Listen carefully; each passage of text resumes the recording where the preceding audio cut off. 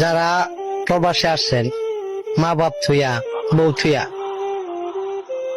কামাই কইরা মা বাপরে দিতেছেন,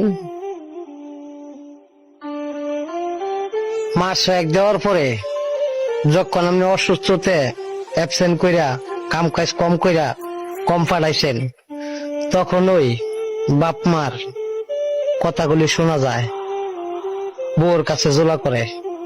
আর বউ বলে সে বাপ বা ছাড়া কিনো কিছুই বুঝে না, যাইবেন কই। আর যারা বিয়া শাদী কইরা আহেন নাই, তারা কয়েক মাস কাম করে টাকা পয়সা পাঠায়, অসুস্থতে বই গিয়া যখন টাকাটা কম পাঠায় তখন বলে সে বিদেশে জোলা করে। চাইবেন কই প্রবাসীটা?